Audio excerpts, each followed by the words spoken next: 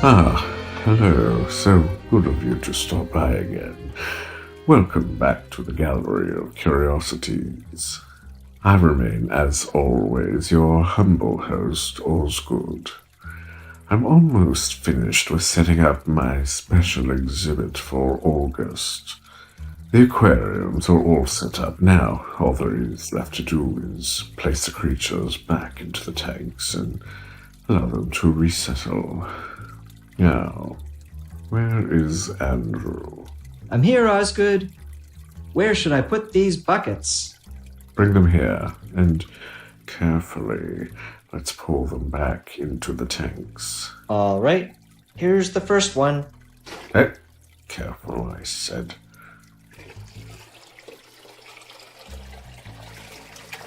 There it goes. Yes, excellent. There appears that there was no trauma from the transportation. Swimming and healthy, already exploring her new environment. Excellent, excellent. Oh, what is that thing? I've never seen a fish like that before. Funny you should ask, actually. I acquired it quite by accident. A traveling rock hound sold me a mineral specimen which he insisted was a meteor fragment. I decided to place it into my fish tank. After some time had passed, the goldfish started disappearing, and then, well, here was this creature instead. I named her Stephanie. That is the ugliest thing I have ever seen. Don't be insulting, Andrew. Do you think you're some sort of prize? Oh, look, she's looking at you. I think you've hurt her feelings, or perhaps she likes you. Look at those eyes. Stunning, aren't they? No, that's not what I meant. They're like an abyss. It's like everything I've ever done or ever will do. Everything we ever will do is in our entire human race. It's all just a futile gesture which some starborn, eldritch, uncaring god is laughing. Don't be foolish, Andrew. Everyone who works for me feels that way. It's a gift. It's the fish. But it's not a fish. There's someone, something unspeakable just on the edge of my consciousness. It knows. It can see right through me. There's a rift that's open, and for the first time in my life, I'm seeing everything as it really is. How about you snap out of it and introduce our story for this evening? Our guests are waiting. What? Oh, right, the story. Of course, Osgood. Tonight's story is by Emma Whitehall, a writer, editor, and book reviewer from the northeast of England. Her work has been published in the UK, USA, Mexico, and Ireland, and was shortlisted for the 2017 Fish Flash Fiction Award. You can follow her at @hire_Emma. Nicely done. But don't get any ideas. I still do the introductions around here. This one will be read for us by Miss Elizabeth Chatsworth. The Rat and the Frog by Emma Whitehall.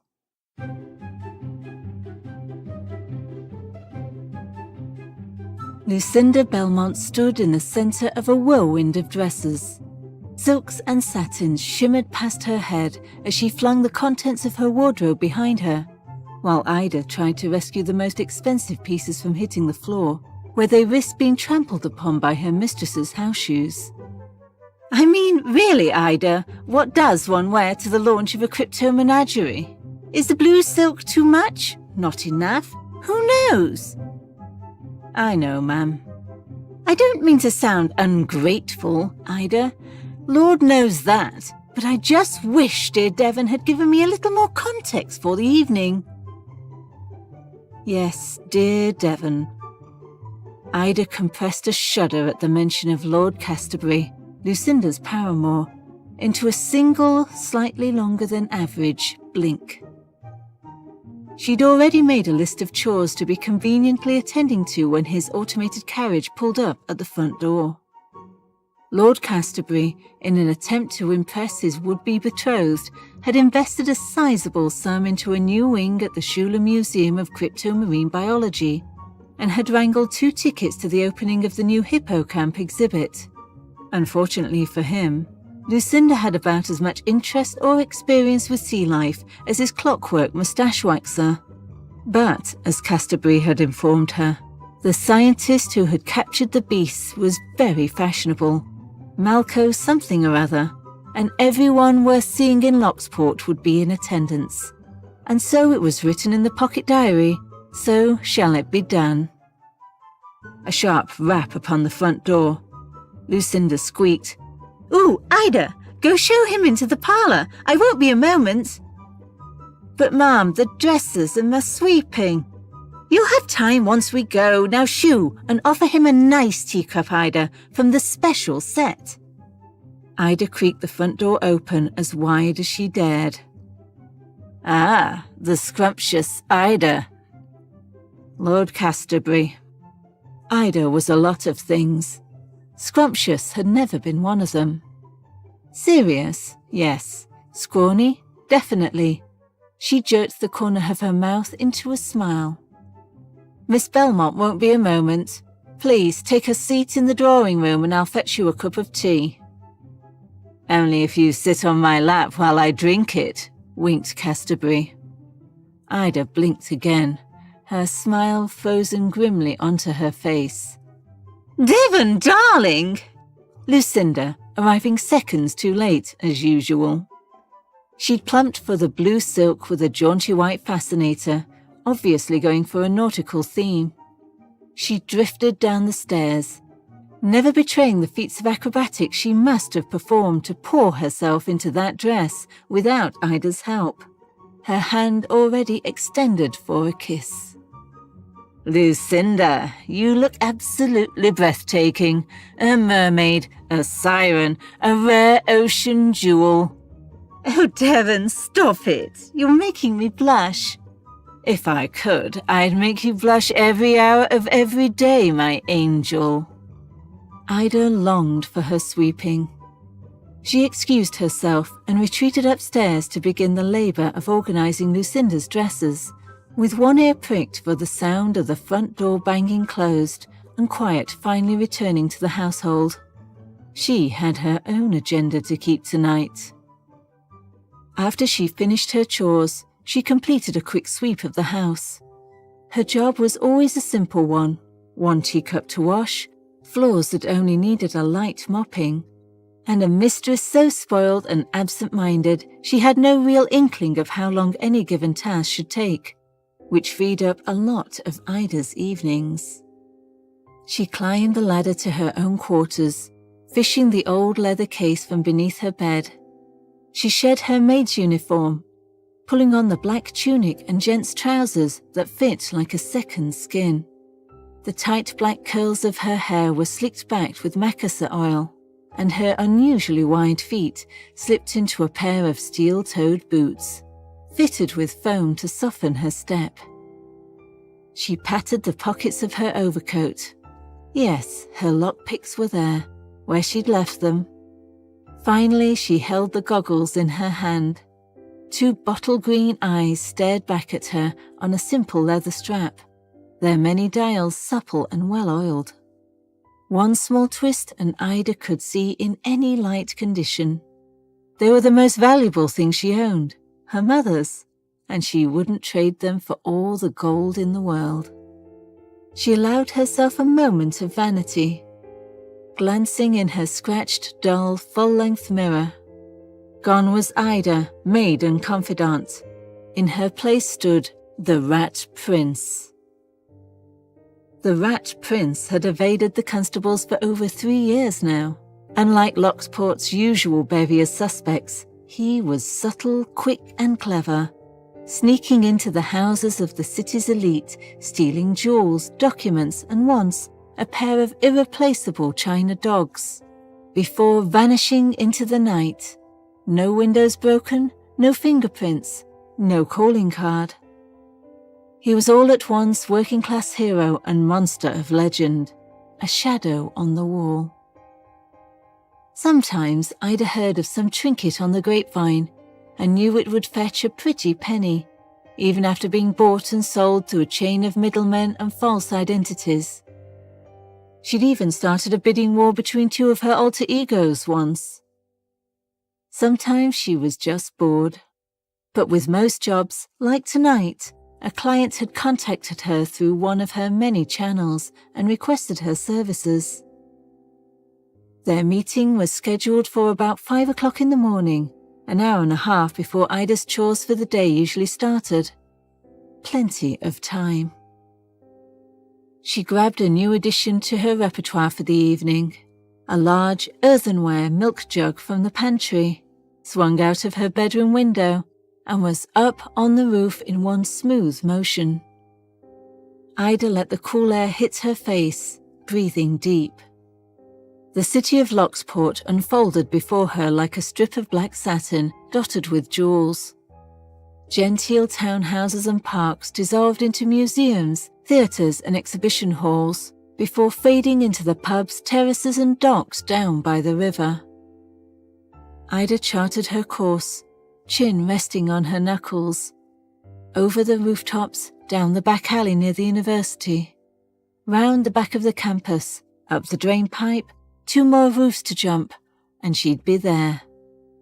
When Casterbury had arrived at the front door, brandishing 2 tickets to that damn soiree, Ida's stomach had sank. Her own plans had been scheduled in for months, and as soon as Lucinda was asleep, she'd head off to the Shula, get the job done, and be back before she needed to start making breakfast.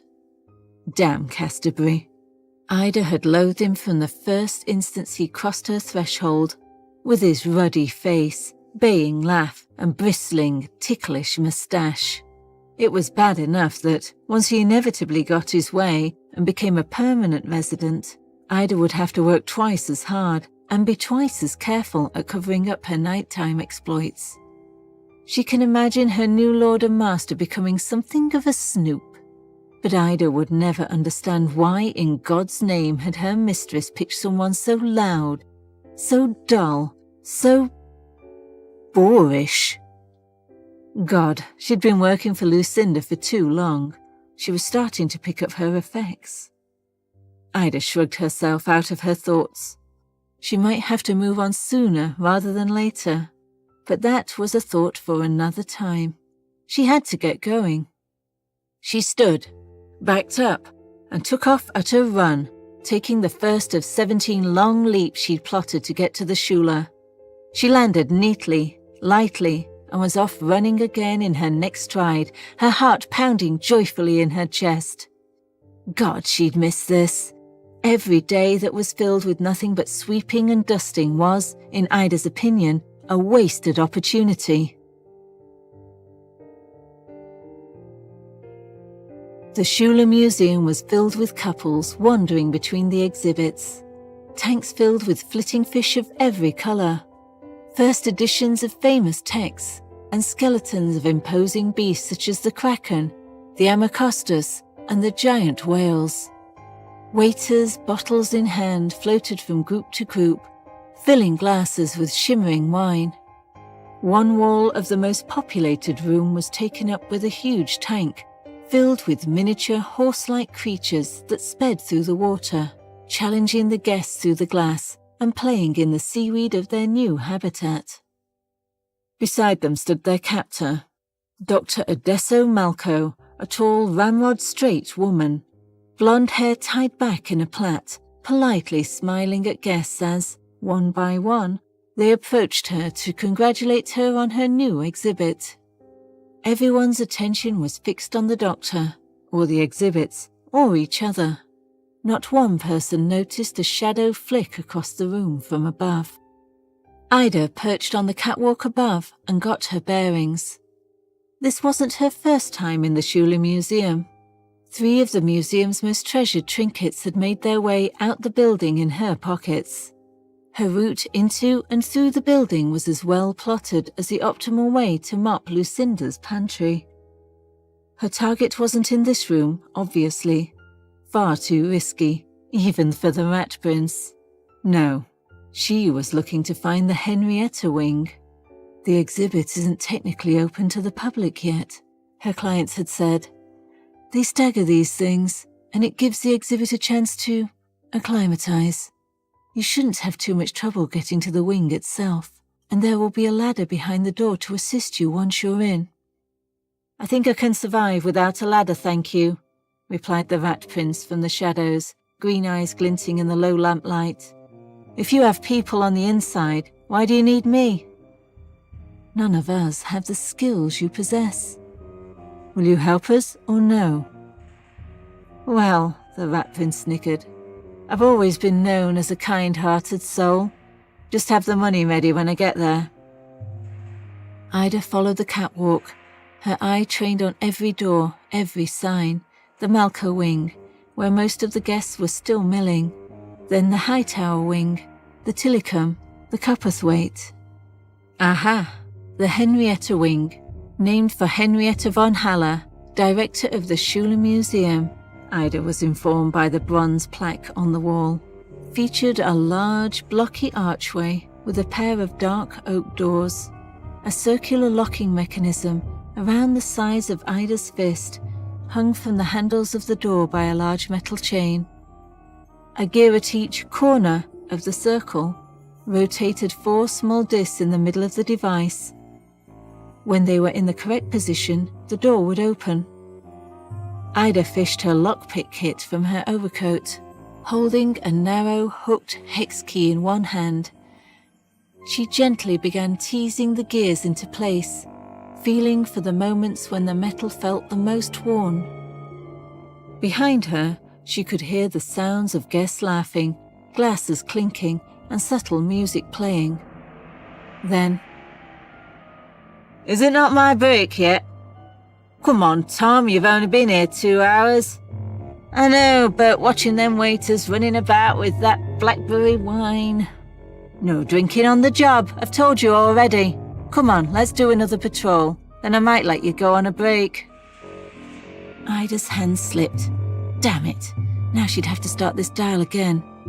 Her heart beat faster in her chest, not afraid, not yet, but full of the knowledge she'd have to pick up her pace. The footsteps grew louder. As the guards bickered about their shifts and the quality of blackberry wine, Ida felt the gear slide into place.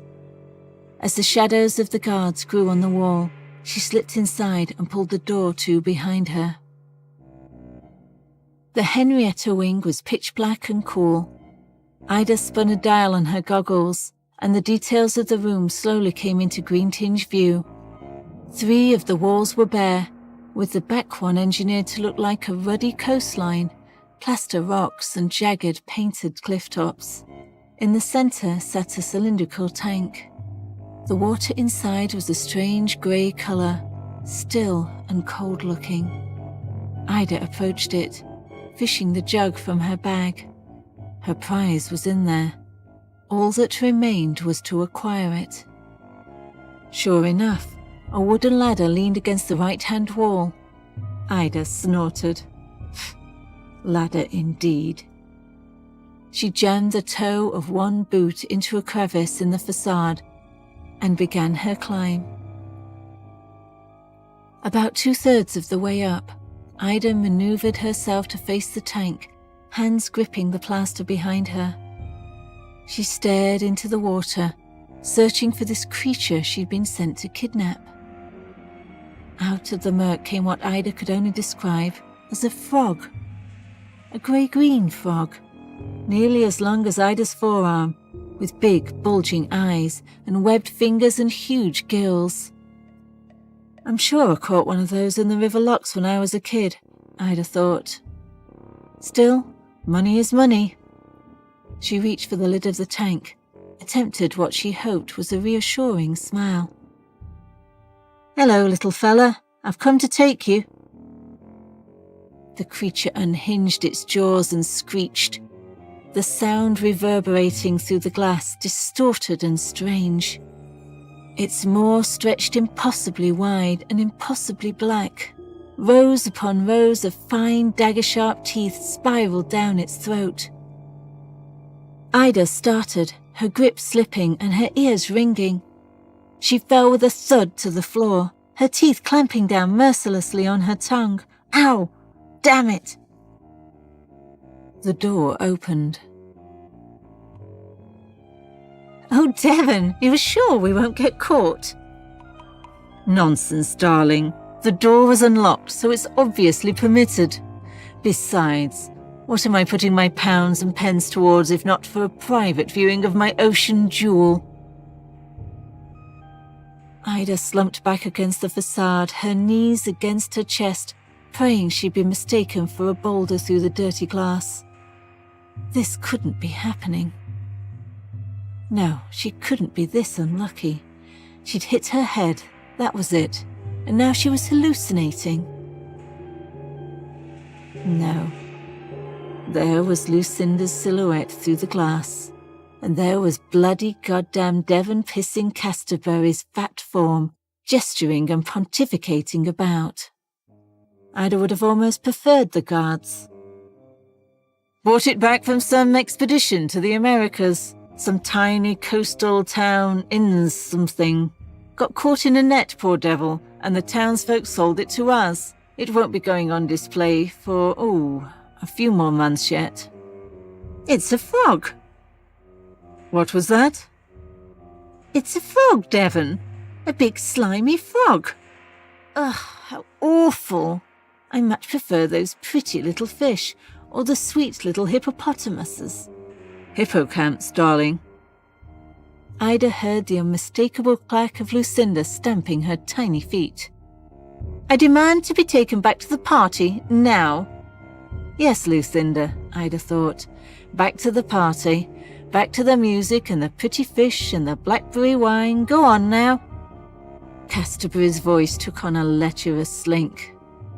"Oh, Lucinda, darling, I didn't bring you in here just for the exhibit. I have been simply dying to get you alone all evening. You look so ravishing. You can hardly blame me for that." A giggle. Ida's heart sank, lost in her churning stomach. "I suppose there is a hint of romance sneaking off like this. A darkened room, the risk of discovery. Oh, Devon!" And so, over the next 12 minutes, Ida Finn silently descended into the depths of her own personal hell. Finally, the giggles and hushed conversation from the other side of the tank faded away, and the door to the Henrietta wing softly closed again, and Ida was again alone. She scurried back up the facade and peered into the darkness of the water below her. The frog thing was floating, suspended, about 2 feet into the water, motionless. "Are you as traumatized as I am at that display?" Ida muttered. "At least you're getting out. That's my life, matey." She spent a moment or two trying to coax the creature to her. Ida didn't have a lot of experience with animals. One of her past employers had had a pug, but Ida and Countess Mitzi had not been bosom chums. She tried making that squeaky noise with her lips that animal lovers make to call their pets to them. No joy. She tapped the water gently. Come on. The creature glanced up at her, then resumed its motionless suspension. There was nothing else for it. Groaning under her breath, Ida plunged her right hand into the water up to the elbow, shoving the frog thing by its undercarriage into the jug. It squawked and tried to turn to snap at her, web hands clawing at the surface of the water. Ida slammed the lid of the jug closed, one hand clamping it shut, the other clutching it to her chest as she wrenched it out of the water. All right. The easy part was over. Ida slid as carefully as she could back down the facade and made her way towards the door. Outside, the party was still in full swing. If she could get back up into the rafters, she'd be home safe. Lucinda's laugh, pretty and shrill as a songbird, rang out from just beyond the door. Ida had counted on her mistress staying at the hub of the evening's festivities. Now, thanks to dear Devon, she was a loose cannon. Ida saw her carefully planned, reliable route up and out of the Schuler Museum crumble before her eyes. Pushing the air from her lungs in a long, steady sigh, Ida considered her options. Hide in the facade and wait until the party ended? No, her client was expecting her. Throw the doors open and strut through the party, knocking back some wine on her way out the front doors.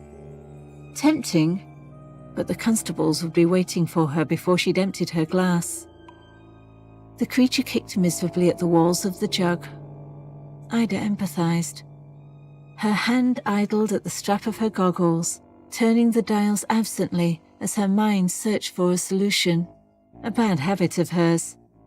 If she couldn't find a solution with one exposure, she would open and close the aperture on her goggles, as if a new brightness or darkness would bring a new perspective on her thoughts. When she was a child, her mother had slapped her hands away so often that both their palms stung. "You'll break them, Ida." "Sorry, Mum." "Mama! I've told you enough times to call me Mama, haven't I? Mum is common. I'll not have you being outed as a gutter brat on your first day in some lord's house." Ida, 7 years old, felt tears burn at her eyelashes. Her mother's face loomed before her, her worn brown hands cupping Ida's cheeks. Her face was filled with a stubborn, fierce kind of love.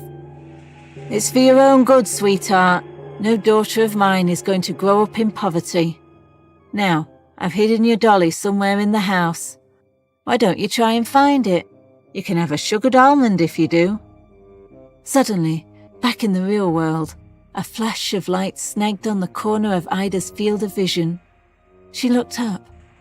There, above her, was a tiny rectangular window, up by the dome ceiling. It was small, purely to ventilate the room without destroying the delicate ambience, but a scoundrel as skinny as the Rat Prince could surely fit through it. Ida considered the facade.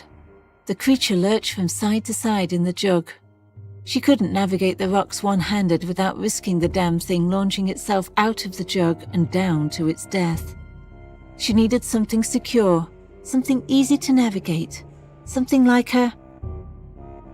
Damn it. Ida walked towards the ladder with bitter resignation. Hooking the jug under one arm, she began her ascent. Ida was correct. A skinny scoundrel like the Rat Prince could fit through the tiny rectangular window. A skinny scoundrel carrying a milk jug containing a squirming frog thing, however, could not.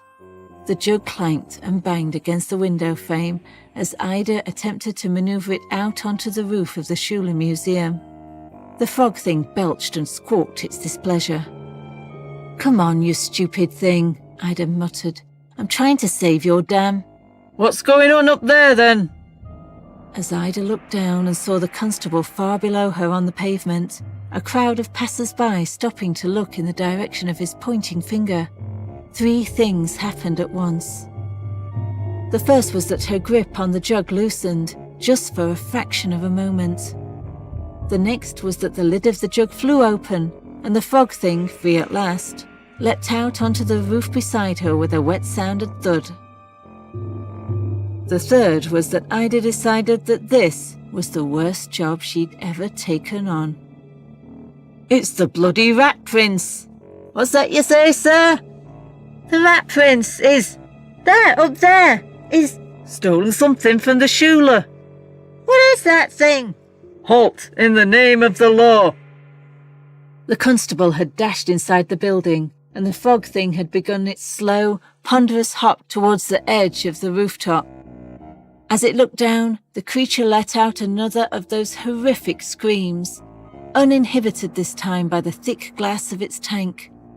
The sound was all-encompassing, and as Ida leapt, tucking her body into a forward roll, she caught a glimpse of the crowd below crumpled to the ground, clutching at their ears.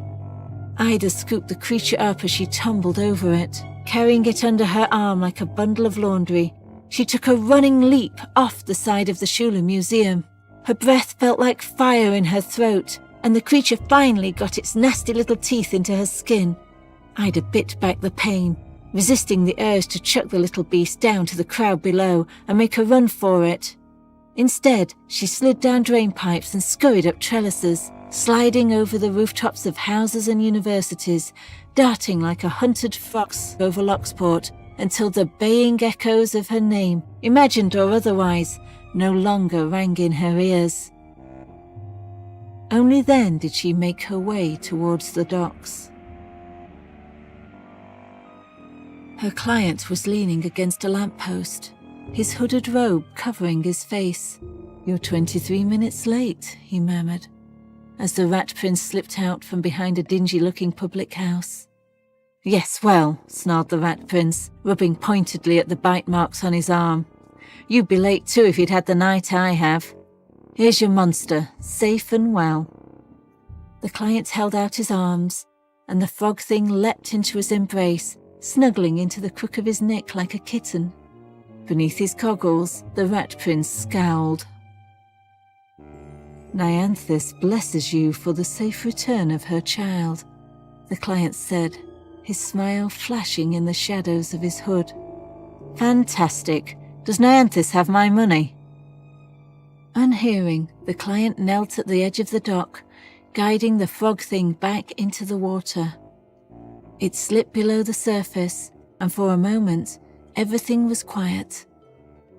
Then the client began chanting something under his breath, low and fast and not in any language that Ida had ever heard. The water in the Locksport docks began to froth and boil, and a huge humped back rose from within it. The back of a creature that was far too large for even the deepest waters of the dock to be a comfortable fit.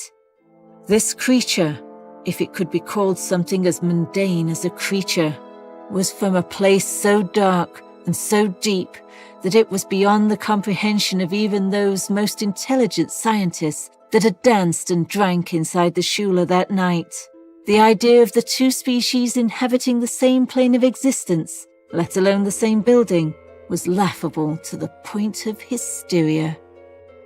Two gigantic, bulbous eyes looked back at the humans on the dock's edge, and both of them felt their sanity shift, just for a moment, out of their grasp. The world spiraled and tipped to one side. Then, the small frog creature resurfaced, darting through the froth as happily as a dolphin. The massive creature's gaze softened, and one huge webbed hand scooped up its baby. The eldritch mother and child returned to the open ocean with one last gigantic flume of water. The waves lapped at the sides of the dock. Somewhere, far in the distance, seagulls returned to their roosts on the riggings of the boats that had survived the small tsunami. The Rat Prince turned, hand outstretched. "Well, that was strange. Money now, please." "Really was a wonderful night, Ida darling. I wish you could have been there." "Me too, Mom. It sounds wonderful." "It was just such a shame about all those poor people, terrorized by that awful Rat Prince." "I know, Mom." "I read in the paper that he's got some sort of weapon now, some kind of sonic what have you. Devon says that he used it to decapacitate that poor constable so he could make his escape." "Sounds ghastly, Ma'am. Would you like apricot or plum jam this morning?" "Plum, darling. Just promise me you'll be careful on your errands, or when you're alone in your quarters at night, if anything happened to you." Lucinda's eyes glittered with emotion. Ida patted her mistress's hand. "I promise, ma'am." Lucinda's fingers brushed against the bandage that snaked up her maid's arm, and her eyes narrowed as she caught Ida wince. "Heavens, Ida, what have you done to your arm?" Ida rubbed at the bandage, embarrassed. Cat scratches, ma'am. I tried to befriend that little black tomcat that we see in the garden from time to time. A beat.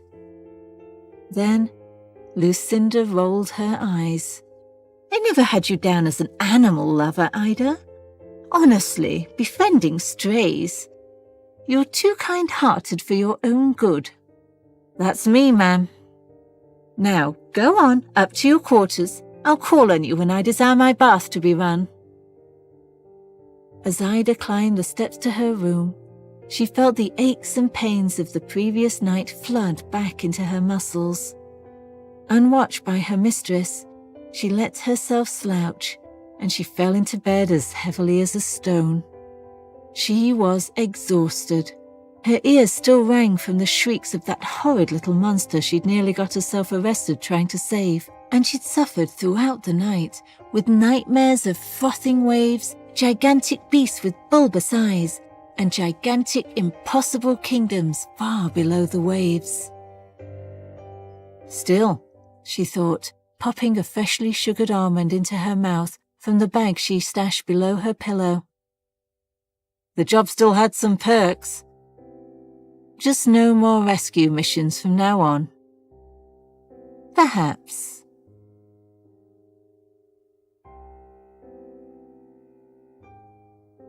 Andrew, stop talking to the aquarium. You'll go quite mad. Why don't you go back down to the basement and help the others with whatever they are doing? The basement. Yes, the basement. I should go back to the basement, where it's safe. That's right, Andrew. Good man. Back down into the basement with you, yes. My editors, ladies and gentlemen, I do have to remind them of my benevolence from time to time, lest they should revolt. And speaking of time, I do believe it is time for us to close. How's that for a segue for you? Come visit us again next time at the Gallery of Curiosities. Gallery of Curiosities is produced under a Creative Commons International 4.0 non-commercial attribution, no derivatives license. Don't sell it, change it, or make a transcript. If you are experiencing an overwhelming sense of worthlessness and futility in the face of the cosmic scale of it all, you may find some comfort in leaving us stars and reviews on iTunes or wherever it is you get your podcasts from. Go on, you'll feel more cosmically significant for it. I'll wait here. Our theme song, as always, is Ashes Ashes by Deus Ex Vapora Machina. This episode was produced in August of 2018. For full show notes, visit us on the web at gallerycurious.com.